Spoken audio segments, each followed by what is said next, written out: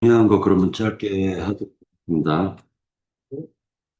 저번 주에 빠진 게 있어가지고 4절에 보면은 학자의 셔라는 말이 나오죠. 학자의 셔. 그런데 이제 저번 주에 말을 못했는데 셔가 실질적으로 셔플이라는 말을 들어보셨죠? 셔플이라는 말을 세상 가운데서도 그래서 사람이 새뿌리를 조심하라. 남자는 특히 새뿌리를 조심하라고 합니다. 그런데 그 중에 그 새뿌리 중에 하나가 셔뿌리라는 게 있어요. 근데 셔는 이 뿌리가 어디에 그 안착이 되냐면 마음이라는 땅에 뿌리를 안착을 해요. 그래서 그 성경에 보면은 예수님께서 씨 뿌리는 비유를 하시죠. 근데 씨 뿌리는 비유를 하는데 씨를 뿌릴 때 그 씨가 그 마음에 그 뿌려진 것이 입에서 나온다라는 말이 있습니다. 그래서 마음 즉 밭이라는 것인데 그 어떤 씨가 뿌려져서 자라나느냐에 따라 가지고 그 사람의 입에서 나오는 말이 쓴물이 나오냐 아니면 단물 즉 생수가 나오냐가 결정이 된다라는 걸 알 수가 있습니다. 즉 입에서 나오는 말의 근원은 마음속에 혀의 뿌리를 통해 가지고 그 혀에서 나온다라는 걸 알 수가 있습니다. 그 다음에 이제 4절에서 보면은 이 학자의 혀로 말미암아 가지고 학자의 혀를 그 내게 주사 나로 공고한 자를 말로 어떻게 도와줄 줄을 알게 하시고라는 말이 나오는데 이 공고하다라는 이 말에 대해서 좀 묵상을 하려고 합니다. 공고하다라는 말은 원래 지친 자라는 뜻인데요. 또는 지치다, 기운이 없다, 고통스럽다, 이런 말이에요. 그런데 공고하다 할 때 그 고자, 이 공고 할 때 그 뒤에 고자 있잖아요. 그 고자라는 말이 쓰다라는 말이에요. 쓰다라는 뜻이 있습니다. 그래서 쓴풀을 또는 많은 쓴풀을 많이 먹게 되었다라는 거예요. 환경 속에서. 즉, 다시 얘기해서 하나님께서 그 환경에 그 사람의 인생 환경 속에 쓴 나무를 많이 먹게 하시는 거예요. 그러면은 그 쓴 나무를 계속 먹다 보면은 괴롭죠. 그러니까 이 고자라는 이 한문을 보면은 괴로울 거라는 뜻이 있다라는 거예요. 그리고 또 그 형편과 환경을 하나님이 쓰게 하셨다라는 것을 알 수가 있습니다. 자, 곤자라는 말을 한번 묵상해 보려고 합니다. 이 곤자가 특이해요. 한문에서 보면. 울타리 안에 나무가 있다라는 거예요. 자, 그런데 이 나무가 갇혀 있다 보니까 뿌리를 내려가지고 자라지를 못하더라는 거예요. 그래서 이제 저희 이 동네에서요, 저쪽에 가서 보면은요, 거기에 마당 안에 나무가 한복판에 있어요. 그래서 집이 그 나무 때문에요, 완전히 그 입구가 막혀가지고, 어? 흉가가 됐어요, 흉가가. 그래서 집이 이상해졌습니다. 이 곤자라는 것은 네모 안에 나무가 있는 걸 얘기해요. 그래서 울타리 안에 나무가 있는데 그 나무가 갇혔다라는 의미가 있습니다. 즉, 나무가 우리 안에 갇혀서 자라지 못하는 상태를 얘기하고 있다라는 거예요. 공고하다라는 게 나무가 갇혀 있어 자라지 못하는 상태의 인간의 상태를 얘기하는 거예요. 로마서 7장 24절에서 보면 사도 바울이 오라 공고한 인생이로다. 이 사망의 몸에서 누가 나를 건져줄 거라고 얘기를 하는데 이게 바로 공고한 상태라는 거예요. 사망 안에 갇혀 있는 거예요. 사망의 울타리 안에. 자, 공고라는 걸 영적 의미를 좀 살펴보려고 하는데, 사망에 갇혀서 쓴 나무를 계속 끊임없이 먹는 상태, 고통스러운 상태, 괴로운 상태가 지속적으로 이루어지는 것을 공고하다라고 얘기하는 거죠. 그런데 그 공고한 상태를 깨닫지 못하는 사람들이 있죠. 계시록 3장을 같이 보도록 하겠습니다. 계시록 3장. 이거는 다 같이 한번 찾아서 읽도록 하겠습니다. 3장 17절. 라오디게아 교회의 상태인데요. 자, 16절서부터 읽겠습니다. 네가 이같이 미지근하여 뜨겁지도 아니하고 차지도 아니하니 내 입에서 너를 토하여 버리리라. 네가 말하기를 나는 부자라 부요하여 부족한 것이 없다 하나 네 공고한 것과 가련한 것과 가난한 것과 눈먼 것과 벌거벗은 것을 알지 못하는도다. 이렇게 말씀하고 있습니다. 그러니까 실상은 자기 자신이 공고한 상태이면서도, 눈먼 상태이면서도, 가련한 상태이고, 가난한 상태인데도 그것을 깨닫지 못하는 상태를, 얘기해 주고 있습니다. 자, 이제, 어, 인생을 살다 보면 좋을 때가 있고, 기쁠 때가 있어요. 그리고 어려울 때도 있습니다.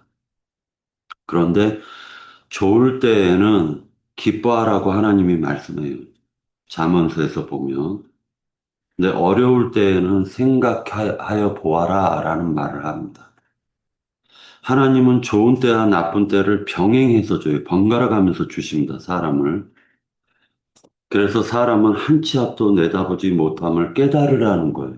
인생을 살아가면서 좋을 때도 있고 나쁠 때도 있는데 이것을 번갈아 가면서 주는 이유가 바로 인생이라는 건 한 치 앞도 내다보지 못한다라는 걸 깨달으라는 거예요.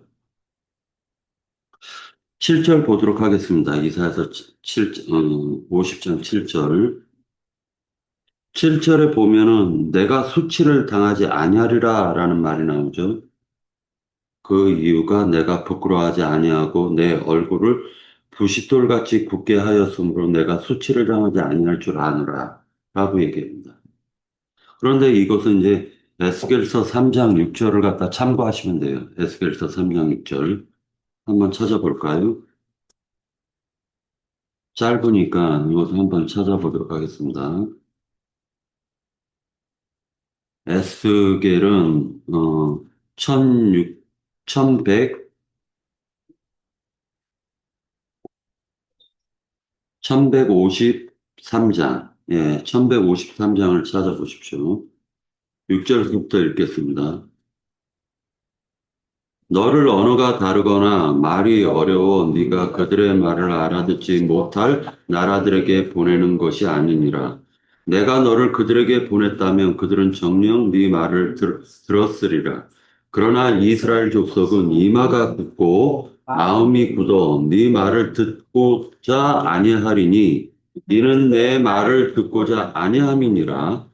보라, 내가 그들의 얼굴을 마주보도록 내 얼굴을 굳게 하였고 그들의 이마를 마주 보도록 네 이마를 굳게 하였은즉 네 이마를 화석보다 굳은 금강석 같이 하였으니 그들이 비록 반역하는 족속이라도 두려워하지 말며 그들의 얼굴을 무서워하지 말라 하시니라. 이렇게 얘기하고 있습니다. 10절까지 읽고 갈게요.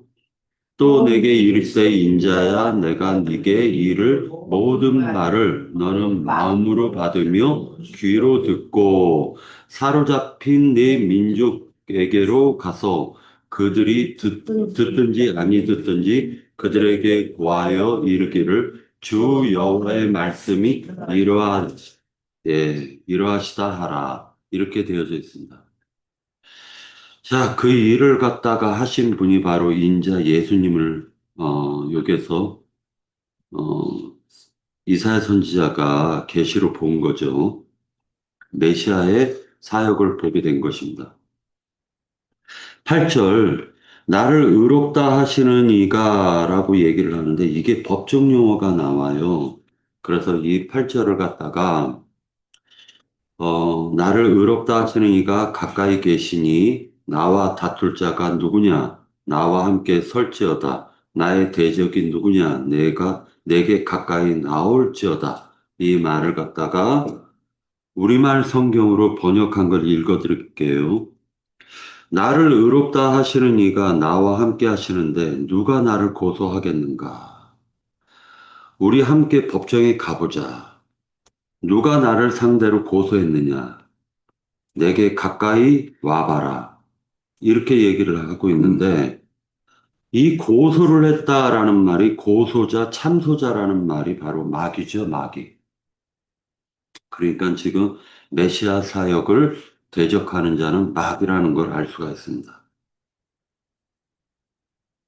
이제 구절을 보면은요, 보라, 주 여호와께서 나를 도우시리니 나를 정죄할 자 누구냐? 보라, 그들은 다 옷같이 헤어지며 좀이 그들을 먹으리라. 이렇게 얘기하고 있는데, 이 말씀은 나를 정죄할 자 누구냐라고 얘기하죠. 이게 사도 바울이 이것을 로마서 8장 31절에서 보면은요. 만일 하나님이 우리를 위하시면 누가 우리를 대적하리요? 라고 말씀하고 있는 구절이 나옵니다. 자, 이제 10절을 보는데요. 이 10절이 오늘 말씀의 사실은 핵심이에요. 10절이. 이 10절을 갖다가 형제 자매님들 마음속에 사실은 암기하고 있으면 되게 좋을 것이다라고 생각이 듭니다. 10절 말씀은 너희 중에 여호와를 경외하며 그의 종의 목소리를 청종하는 자가 누구냐? 흑암 중에 행하며 빛이 없는 자라도 여호와의 이름을 의뢰하며 자기 하나님께 의지할지어다 라고 얘기합니다. 이 말씀을 갖다가 좀 이제 그 오늘의 결론 말씀인데 사실은 여호와를 경외하며 그의 종의 목소리를 청종하는 자, 순종하는 자가 누구냐라고 얘기합니다. 그런데 여기서 중요한 것은 흑암 중에 행하여 빛이 없는 자라도 여호와의 이름을 의지하면 그가 살아날 것이다라는 것입니다. 여호와를 의지하는 자는 여호와께서 그를 말하자면 고소자, 참소자의 손아귀에서 건져낼 것이다. 라는 것을 얘기해 주는 거예요. 법정에서 건져 주실 것이라는 거예요. 자, 그리스도인들은 참혹한 현실을 보고 실족하지 말고 메시아가 그랬던 것처럼 자신의 환경을 하나님의 손에 전적으로 의탁하라는 뜻도 됩니다. 그러니까 지금의 환경을 하나님께 모든 것을 의탁하는 자가 바로 그리스도인들이라는 것이에요. 그래서 성경에도 보면은 믿음으로 행하지 않는 모든 것이 죄다라고 얘기했습니다. 그러니까 불신에서 나온 모든 행위가 죄라는 거예요. 그런데 믿음으로 행하는 그것은 하나님께서 모든 것을 책임져 주신다라는 거예요. 근데 11절의 말씀과 대비되는 게 있어요. 11절은요, 보라, 불을 피우고 횃불을 둘러띈 자요. 라고 얘기를 하는데, 이것은 잠시 잠깐 있을 불이죠. 잠시 잠깐 있을 횃불이에요. 그러니까 사람들이 보았을 땐, 아, 저기가 횃불이 있네? 하고 그 사람들을 의지하러 가는 거예요, 사람들은. 그런데 이것은 잠시 잠깐 피었다가 없어질 불이라는 거예요. 말하자면은, 인간의 눈이라는 것은, 육신의 눈은 세상 기독교계에 있는 거룩한 사람들을 추구하게 돼 있다는 거예요. 하나님을 의지하지 않고. 세상에 현실적으로 보았을 때 횃불로 보이는 자들 또는 불을 피우고 있다라고 생각하는 자들. 이것은 실제로는 하나님을 의지하는 것이 아니라 사실은 자기 자신을 의지하는 거죠. 그러니까 그들의 특징이 굉장히 열심히 특심이라는 것이에요. 그런데 그들이 핀 그 횃불이나 불은 스스로 피었기 때문에 그것은 실제로는 영원한 영멸의 세계로 자신들이 피웠던 그 불이나 횃불을 가지고 들어가더라는 거예요. 그래서 누가복음에서 보면은 그러니까 거지 나사로가 있고 거지 나사로가 있고 부자가 있는데 그 나사로는 낙원에서 아브라함 품에서 안식을 누리지만 실제로 그 부자는 불꽃 가운데서 고민한다라고 했단 말이에요. 그러니까 그 불꽃이라는 것이 바로 사실은 알고 보면은 스스로 자기 자신을 드러낸 하나님을 의지하지 않고 스스로 자기가 낸 그 열심, 특심을 얘기하는 거예요. 그걸 가지고 그대로 지옥불 속으로 들어간다라는 것입니다. 이들의 특징은 율법으로 상대를 정죄하죠. 왜냐하면은 실제로 제가 이렇게 보니까요. 어떤 사람이 어 그러니까 말하자면 착한 마음이 생겼어요. 인간적인 선한 마음이 생겼어. 그래서 길거리에 있는 담배꽁초를 손으로 다 줍고 다닌 거예요. 그런데요, 이 사람이 그걸 1년, 2년, 3년 하다 보면은요, 어떻게 변해버리냐면, 담배꽁초 틱 하고 던져있는 사람 보면은요, 엄청 욕하고, 엄청 험하게 말을 해요. 그러니까, 예를 들어가지고, 예를 들어가지고, 그 사람 마음속에 자기가 그냥 봉사하는 마음으로 그냥 그런 걸 했으면은, 그럼 미운 마음이 안 들겠죠. 그런데 이 사람은 자기가 담배꽁초를 줍다 보니까 담배 피우는 사람이 참 있게 보이는 거야. 그냥. 그러니까 그 속에 지옥불이 돼버린 거죠. 이거는 말하자면 하나님을 믿는 사람은 율법으로 정죄하지만 세상에서도 그런 봉사하는 마음으로 처음에는 시작을 했다가 나중에 그게 특심돼 가지고 말하자면 정죄의 도구로 활용을 하더라는 거예요. 자, 그런데 하나님께서는 주거나 계명을 준 이유가 뭐냐면은 이 계명이라는 말은요, 명령이라는 뜻이거든요. 그런데 하나님께서 율법이나 계명을 주신 목적은요, 정죄의 도구로 주신 것이 아니라 구원의 도구로 주셨죠. 죄를 깨닫고 하나님께 돌이키라고 하나님이 계명도 주시고 율법도 주신 건데 자칭 모세의 제자들은 그걸 정죄의 도구로 사용했죠. 근데 이게 세상에서도 보면은요,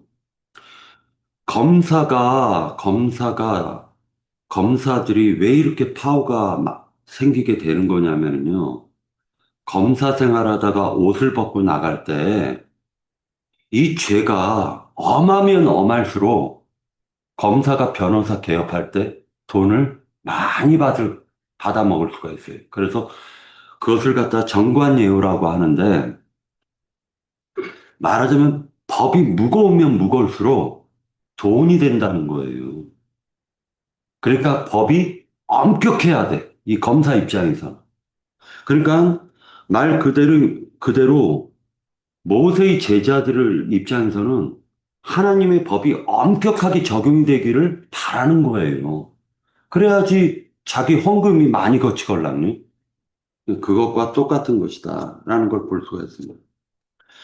세상 사람들과 종교인들은 잠깐 빛을 내는 그 불과 불꽃을 의지하려고 합니다. 스스로 자신의 문제를 해결하려고 하는 습성인데 그것을 스스로 불을 내는 거예요. 불꽃도 내고 이것을 종교라고 하는 것입니다. 이 종교는 아담이 그 선악을 알게 하는 지식나무를 먹고 난 다음에 자기가 벗었음을 깨닫고 무화과 나무 뒤로 숨어버리죠. 이걸 종교라고 하는 거예요. 약점을 덮는 도구 또는 죄의식을 덮는 도구라고 볼 수가 있는 것입니다. 자, 이제 여기서 우리가 볼 수 있는 것은 하나님을 의지하는 것은 실상은 알고 보면 하나님을 여호와를 경외한다라는 것은 그의 보낸 그 종의 목소리를 청종하는 거예요. 그의 보낸 종의 목소리를 청종하는 것입니다. 그러니까 실제로는 그 대표적인 분이 바로 하나님이 보낸 첫 번째 사도가 바로 사도라는 것은 하나님이 보낸 자라는 뜻이거든요. 그 사도라는 첫 번째 사도라는 건 메시아를 의미하는 거예요. 그러니까 구약에서는 하나의 예표적인 사건으로 선지자들을 보냈지만 실제로는 그 메시아가 오셔가지고 하는 말이 하나님의 그 본뜻, 계명, 율법을 재해석을 해주시는 거예요. 이것은 정죄의 도구가 아니라 실상은 구원의 도구로 하나님께서 율법과 계명을 주셨다 해서 모세의 율법이라고 말하면서 유대인의 전통을 의지했죠. 그런데 실상은 그리스도의 율법을 새로 제정하는 거예요. 그러니까 모세가 준 율법을 이스라엘 백성들이 깨닫지 못하니까 이제 메시아가 오셔가지고 모세의 율법을 새롭게 해석을 해주시는 거예요. 하나님의 뜻은 그것이 아니다.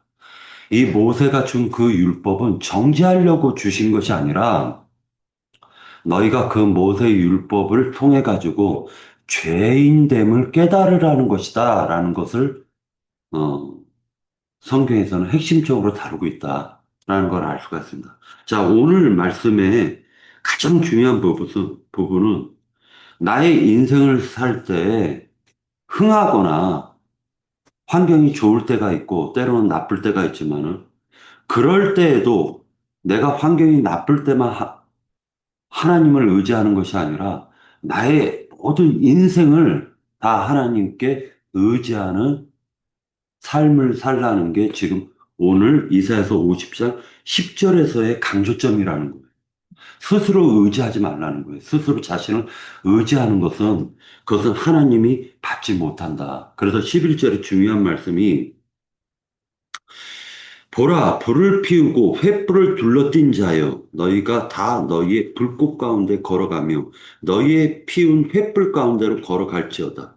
너희가 내 손에서 얻을 것이 이것이라. 너희가 고통이 있는 곳에 누우리라. 라고 얘기하는 거예요. 그러니까 스스로 불을 피운 자는 그 불 가운데서 고통을 당할 것이라고 얘기하고 있는 거예요.